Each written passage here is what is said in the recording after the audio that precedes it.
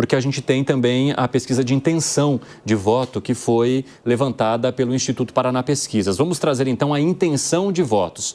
Olha como aparecem os candidatos. Ricardo Nunes está com 28%, Guilherme Boulos com 24,9%, Pablo Marçal com 20,5%, Tabata Amaral com 7,3%, José Luiz da Atena vem em seguida com 7,1% e aí a Marina Helena está com 2,1%, margem de erro de 3 pontos percentuais para mais ou para menos.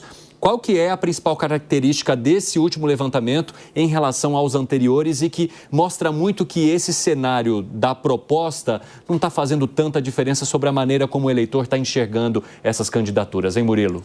Exatamente. Você vê nesse cenário da semana passada, você mostra o Ricardo com uma certa vantagem, ele tendo voto muito mais na periferia, o Boulos fazendo o voto das pessoas com curso superior e o Pablo Marçal, eu te diria, nos jovens. Uhum. O que mais chama atenção aí, nessa eleição de São Paulo, com a entrada do Pablo Marçal, é que antes de ter Pablo Marçal, nos cenários eleitorais, o Guilherme Boulos, na juventude, ganhava muito forte do prefeito, certo? Com a entrada do Marçal, mostrou que esse eleitor jovem não era tão de esquerda quanto se imaginava. Uhum. Eu te diria que ele é mais conectado do que de esquerda. Uhum. Certo? Apareceu uma pessoa muito conectada que trouxe voto de ser jovem. Então você vota que o jovem não é tão ideológico. Ele estava votando contra, talvez, o conservadorismo da direita e do Bolsonaro. Certo? Isso mostra que ele não era de esquerda. Mostrava que a gente tinha a ideia que esse jovem ele era de esquerda. Não, ele não era de esquerda. Certo? Apareceu um cara conectado. E outra coisa, o Pablo... A linguagem também os atrai, né? Isso. E o Pablo Marçal, ele não vem com um discurso tão conservador para essa turma dos mais jovens. Ele procura não entrar muito no... E é um discurso muito voltado à tecnologia também, como solução dos problemas. Exatamente. Ali eu acho que mostrou isso. E é um problema para a esquerda, te diria, na próxima eleição presidencial, que criou esse problema. Que esse eleitor não é tão de esquerda quanto se imaginava. Então isso eu acho que é um problema para frente na eleição nacional também. Se tiver outro candidato presidenciável conectado, vai ter um problema para a esquerda. Que esse jovem, eu te diria, foi um dos principais fatores que deu a eleição ao presidente Lula. Jovens e idosos. Eu diria que foi a vacina para o idoso e os jovens com as brigas conservadoras do Bolsonaro. Que foi, Pepe? Não, eu estou aqui pensando aqui, ouvindo o Murilo falar, eu acho que mudou um pouco o perfil do eleitor em relação a isso. Assim, é a minha concepção. Eu acho que essa ideia ultrapassada de direita e esquerda, né, não tem tanta ressonância na classe dos jovens e na classe dos adolescentes, dos adultos. Eu acho que mudou pouco, né? O que é direita? Concepção assim, bem superficial. Direita é aquela pessoa que quer mais mercado, menos Estado. O que é esquerda? Mais Estado, menos mercado. Eu acho que o jovem, hoje em dia, ele quer a mistura dos dois. Né? Quer o Estado ser deficiente, como o Dávila defende, ao mesmo tempo quer ter um emprego, quer discutir produtividade. Então, a miscelânea de conceito, na verdade, explica, na minha opinião, tendo uma pessoa que surge com o discurso do trabalho, da produtividade e do empreendedorismo e, de certa forma, acaba captando, né, esse sentimento de parte da população. Então, está muito mais ligado a isso do que o conceito de esquerda e direita, que realmente o Murilo, no passado, podia até fazer sentido. Mas hoje eu não vejo mais nesse... E principalmente, que como é uma eleição municipal, não entrou no aspecto, você é a favor ou contra o aborto, a favor ou contra a liberação de armas, a favor ou contra outros direitos, as cotas raciais. Isso não entrou nessa disputa municipal. Uhum. Então, isso também não impacta tanto nesse público jovem, que, ao meu ver, esse é um dos principais fatores hoje. Que nas próximas eleições, principalmente nas nacionais, isso está tendo um peso muito grande, o bolso está perdendo força.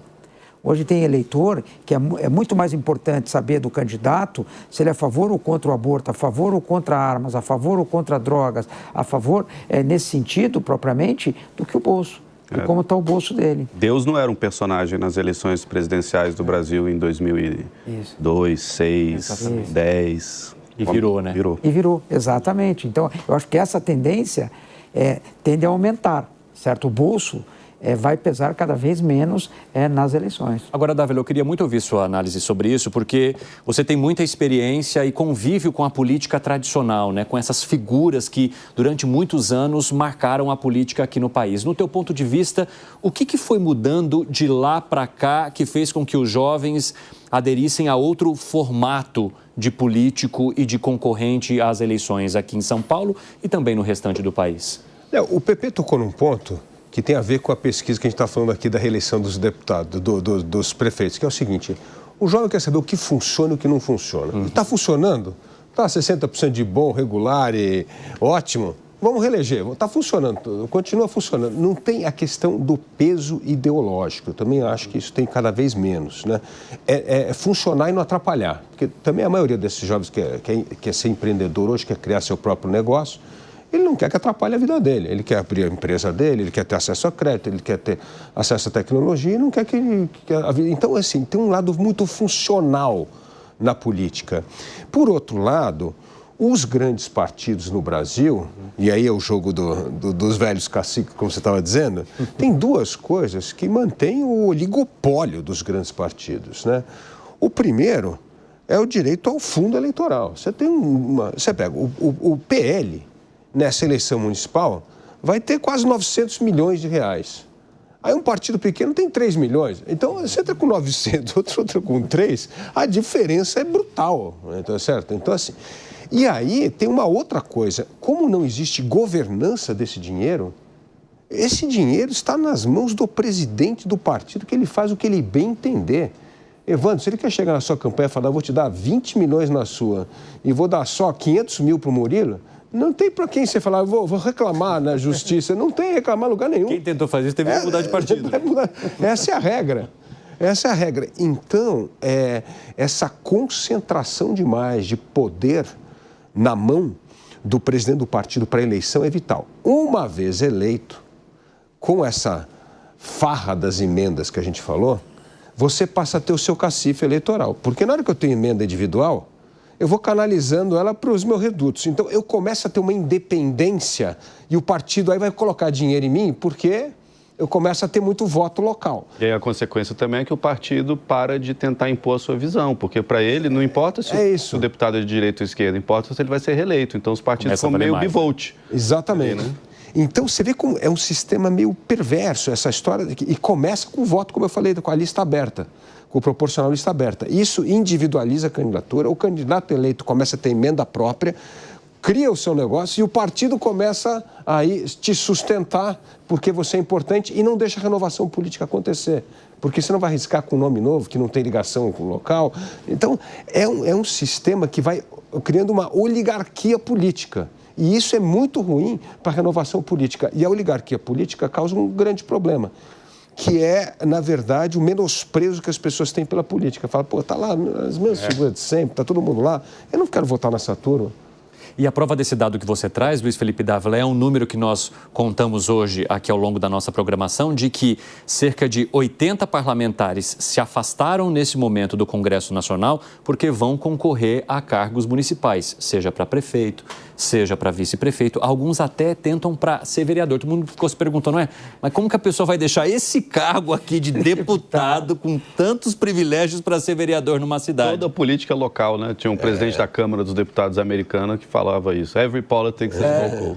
Todo mundo quer cuidar do seu... Exatamente. Isso mostra também... E aí você começa a olhar para a estratégia desses candidatos que lá atrás já começaram a irrigar os seus redutos a partir do envio de emendas, a partir de projetos atendidos e agora, de repente, eles voltam para falar, opa, eu ofereci, agora eu cheguei. Então, acaba que esse número também mostra um pouco dessa sensação que você mencionou. Com certeza. E, geralmente, pessoas que fazem esse movimento é porque querem disputar cargo executivo futuramente. Então, você sai da deputado, vai para vereador, você pode ser prefeito, pode ser o candidato a governador na próxima eleição, entendeu? E, geralmente, é quem está vislumbrando algum cargo mais executivo. E, propriamente dito, esses deputados federais que são candidatos a prefeito, se eles perderem, eles ganharam. Eles vão ganhar recall para a próxima eleição de deputado deles. Exato. Quer dizer, na verdade... Não precisa se descompatibilizar. Não precisa descompatibilizar. Vira uma campanha indireta, né? Uma campanha indireta. Eu quero trazer agora os cenários de segundo turno para a gente avaliar e até falar um pouquinho sobre a questão relacionada às rejeições. Vamos dar uma olhada, então, no primeiro cenário de segundo turno, que a gente teria Ricardo Nunes e Guilherme Boulos. Neste caso, Ricardo Nunes teria mais de 50% dos votos, Guilherme Boulos com 32%, brancos e nulos chegam a 10,2% e aqueles que não sabem ou não responderam, 5,5%. Vamos para mais um cenário agora entre Guilherme Boulos e Pablo Marçal. E aí, neste caso, o resultado é um pouco mais apertado se a gente levar em conta a margem de erro, porque como são 3 pontos percentuais para mais ou para menos, 2,6, né, Murilo, para a gente ser bem exato, 2,6. Se um sobe e o outro desce, eles ficariam muito próximos ali. E os brancos e nulos chegam a 13,9%, aqueles que não sabem, 5,8%.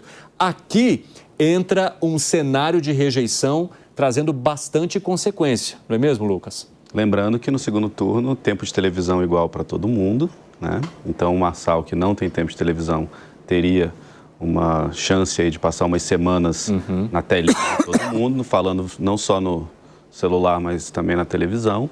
E a gente tem alguns estudos que mostram que rejeição que é adquirida recentemente, ela é mais fácil de mudar do que aquela rejeição histórica ali de décadas ou de anos, ou que já está muito cristalizada em cima de um candidato. A do Marçal é recente, porque o Marçal é um político muito recente, né? Ele não era político há 2, 3 anos, então agora ele é. Então, eu acho que o segundo turno contra o Boulos é um segundo turno em aberto. Completamente em aberto. Eu vejo um leve favoritismo para o Boulos, sim, por muitos motivos, principalmente pela altíssima rejeição do Pablo Marçal, mas se a gente puxar também a rejeição que foi apresentada aí há pouco, né, a rejeição feita pelo Murilo na Paraná Pesquisas, não é também uma rejeição muito maior do Marçal comparado ao do Boulos. Então, o segundo turno em aberto. Né? Temos aí, 39 e 32. E, ao mesmo tempo, você vê, nesse momento, porque tanto Pablo Marçal e Guilherme Boulos estão em cima do Ricardo Nunes. Porque eles precisam se enfrentar no segundo turno. Pois é, o Ricardo Nunes está que nem eu no Botafogo e Palmeiras. Eu sou botafoguense. Né? Acaba o jogo, pelo amor de Deus. Então, chega o Natal, mas não chega domingo para o Ricardo Nunes.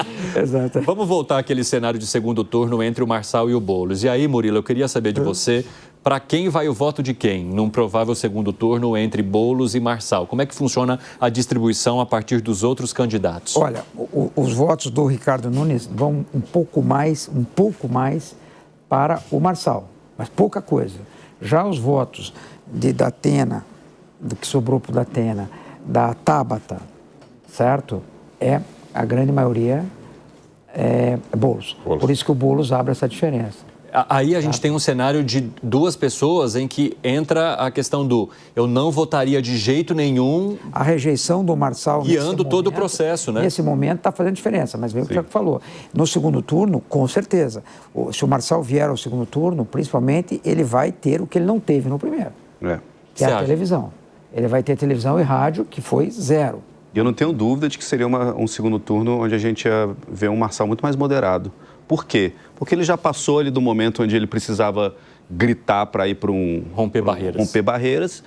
E aí ele ia, se ele quiser ganhar, ele teria que dar ali uns 2, 3 passos no tom, porque senão ele vai ficar batendo essa rejeição e perde. Esse segundo turno em São Paulo, se vier a acontecer, ele reforça a polarização para a eleição de 2026 ainda mais. Sim. Porque vai ser realmente direita contra a esquerda, onde você vai ver muito discurso, aí você vai ver Lula e Bolsonaro, talvez, desculpe a falar Bolsonaro, mas você vai ver toda uma direita muito engajada na campanha do Marçal e você vai ver uma esquerda muito engajada na campanha do Boulos. E uma camada de complexidade maior para o legado do Bolsonaro, mas aí eu acho que é o assunto para um outro programa. Mas eu acho que tem uma questão também, só para acrescentar um ponto que eu acho importante, né, é ver como é que a política tradicional vai se movimentar numa eleição entre Boulos e Marçal. Essa é uma outra dúvida que a gente tem. O que é a política tradicional, para que lado ela iria? Mas, principalmente, ela vai nacionalizar ainda mais e não tenho dúvida que vem gente do Brasil inteiro fazer campanha aqui também. Tanto para um lado quanto para o outro. Ela vai nacionalizar ainda mais. Eu tenho mais um cenário aí de segundo turno, neste caso, entre Ricardo Nunes e Pablo Marçal. Vamos dar uma olhada nessa tela? Vocês podem colocar aí para a gente, por favor? Temos, então, Ricardo Nunes com um resultado ainda mais esticado, né? Chega a 54,7%. Pablo Marçal teria menos da metade, 25,8%. Brancos e nulos chegam a 13,7%. Não sabem, 5,8%. Para se ter esse cenário no segundo turno, aí a divisão da centro-direita seria intensa, aqui fica né, Murilo? muito claro que o eleitor do Boulos, 60% Ricardo Nunes. Quer dizer, ele corre para o Nunes, que ele fala, nesse aqui eu não votaria de jeito nenhum. 30% para o branco, para o nulo. O peso da rejeição. E os 10% eu diria para o Marçal, muito pouco. Então, quer dizer, nesse cenário, o prefeito Ricardo Nunes não precisa nem acenar o eleitor do Guilherme Boulos. Ele já vem ao natural. Mas tem uma questão também que eu gosto de eleição de segundo turno, é o seguinte, eleição de primeiro turno, como a gente havia comentado no começo do programa, os vereadores ajudam a fazer a campanha. Da vida. Né? Então, imagina o seguinte, o Ricardo Nunes tem uma coligação gigantesca, com mais de 12 partidos, tem dezenas, milhares de candidatos a vereador fazendo campanha. No segundo turno, esses vereadores já eleitos vão ficar em casa, muitos deles. Como é que isso vai repercutir no resultado das eleições no segundo turno? Quando você pega assim, a pesquisa, você imagina que o Ricardo Nunes está numa situação confortável se for para o segundo turno, tanto com o Boulos quanto com o Marçal. Mas segundo turno é outra eleição, é bom lembrar isso. É verdade, mas eu acho, Felipe, que a questão da rejeição pesa muito, porque é aquele que você não quer. Então, aquele voto útil que nós estávamos discutindo aqui no primeiro turno, aí vai acontecer com uma intensidade muito maior. Então, quer dizer, o eleitor do Boulos provavelmente fala o Marçal de jeito nenhum, porque, enfim, todo o embate que teve entre os dois ali e tal. Então, aí é o voto do menos pior, né? Então... Agora, Luiz Felipe Dávila, a gente está falando de um cenário muito embolado, né, entre Boulos, Nunes e Marçal, e por isso se tece a possibilidade de um segundo turno tendo o Marçal e o Nunes, que de certa forma disputam o mesmo espectro político. A chance disso acontecer também é provável aqui em São Paulo, de se ter uma divisão tão intensa, colocando dois candidatos, entre aspas, do mesmo lado num segundo turno? Eu acho que é possível. Eu não acho improvável hoje. Eu acho que hoje pode tudo acontecer. O Murilo está aqui, qualquer cenário pode acontecer. Murilo. Esse cenário mostra como uma eleição tão apertada que pode acontecer isso. Pode chegar. Por exemplo, uma coisa que me preocupa, e eu fiz uma pesquisa informal esse fim de semana. As pessoas não sabem o número do candidato. Aí chega na hora da eleição, eu quero votar no candidato A, mas qual é o número? Aí lembra do padrinho dele, vota no número errado. Como é que é? Então, é um problema. Aí isso pode aumentar ou voto nulo e branco, ou pode aumentar, não sei, pode afetar. E eu tenho certeza que o eleitor de um Boulos é muito mais disciplinado e sabe o número do Boulos. Mas por exemplo, do Ricardo Nunes tem dificuldade de lembrar o número dele. Agora, tem uma questão também que estava até pensando sobre isso esses dias, né? O quanto, Murilo, você acha que tem aquele voto envergonhado? Por exemplo, teoricamente o Marçal tem mais voto do que capta a pesquisa, porque tem pessoas que votam no Marçal, mas teriam vergonha de falar que votam no Marçal, né? Ou não tem isso mais. Teve no Bolsonaro nas eleições de 2018, no contra o Haddad. Olha... Teve 22 também. Também teve 22? As nossas pesquisas em 22 já mostravam um aspecto muito apertado. O que eu vejo hoje de quem faz pesquisa? Primeiro, lá atrás você tinha muita dificuldade as pessoas recusavam responder pesquisa. Hoje, nesse momento, as pessoas querem responder pesquisa. Então, quer dizer, hoje você liga para a pessoa, é muito poucas pessoas em todos os institutos que dizem não sabe nenhum. Ele vai lá e diz o voto dele. Então, quer dizer, eu acho que esse voto envergonhado pode ter, mas não vai ser nessa quantidade. O que eu acredito que se tiver uma virada em São Paulo, se acontecer alguma coisa, é por causa de uma onda que possa estar crescendo. Através de uma onda. Uma tendência, né? Uma tendência, como eu te falei. Não porque existe esse voto envergonhado. Certo? Porque hoje as pessoas, se for ver as pesquisas que a gente está fazendo, está em torno de 7%, 8%, não sabe nenhum. Das outras empresas também. As pesquisas que saíram hoje, 8%, 9%. Murilo, é muito baixo. O método da pesquisa faz com que o eleitor que responda se sinta à vontade para ser sincero na hora de... Com certeza. Nesse momento, você tem que dizer para o cara que está respondendo, calma, eu vou te fazer a pergunta. Ele já fala, põe aí que eu voto nele. Quer dizer, ele não tem nem essa... Na eleição Lula-Bolsonaro, quando a pessoa era abordada na rua por telefone, ela, que bom, pode dizer que eu voto no ciclano, não quero dizer mais nada. Nem o pesquisador terminar a pergunta. Quer dizer, não, calma, mas eu estou falando de rejeição. Exatamente, calma. Quer dizer, então, cada vez, eu acho que esse voto envergonhado, como falam, é mais difícil. O que pode acontecer é estar nascendo uma onda e, principalmente, o voto útil. Esse eu acho que é o que pode matar as pesquisas. O que acontece? Nas pesquisas, ainda fazendo as contas, você pega a Tabata, da Atena e Marina, eles estão fazendo 16%, 17%. É muita coisa. Ainda. Eles começaram com 25%. É muita coisa. Hoje, eles estão com 17%. Eles vão terminar com 12%, 11%. Vem caindo. Não, vão cair. por causa, que nem a gente viu a reportagem, por causa do voto útil. No final ele vai dizer, eu quero A, B ou C, certo? Ou eu não quero que A ganhe, então eu vou no B, mesmo não gostando. Isso é muito ruim, eu te diria, para esses 3 candidatos. Eu acho possível um segundo turno Marçal e Nunes, sim. Não é meu cenário básico. Tudo é possível. Na eleição de São Paulo hoje, do jeito que está, tudo é possível. Porque aquilo que o PP estava falando mais cedo. Ideologia já não é Ideologia existe no Brasil? Óbvio que existe. Os números mostram, né, que existe. Talvez não existe 50-50, 40, não é assim. Mas existe um grupo de esquerda no Brasil. Não é à toa que o PT ganha ou perca. Todo o ciclo eleitoral botou ali no mínimo 27%, 30% dos votos. Acho que na pior derrota do segundo turno, primeiro turno para o Fernando Henrique, perdeu com 27%, 28%. Desde então, botando 30% nas eleições presidenciais. Então, existe ali um grupo de esquerda no Brasil. Agora, quando a gente olha para o passado recente, a gente vê grupos de eleitores flutuando entre candidatos que são diferentes do que se esperaria de um eleitor naquele momento. Por exemplo, teve muita gente que votou no Lula em 2018 no Nordeste e que votou no Bolsonaro depois. Teve muita gente no centro do país, no Sudeste, que votou no Bolsonaro em 2018 e depois votou no Haddad.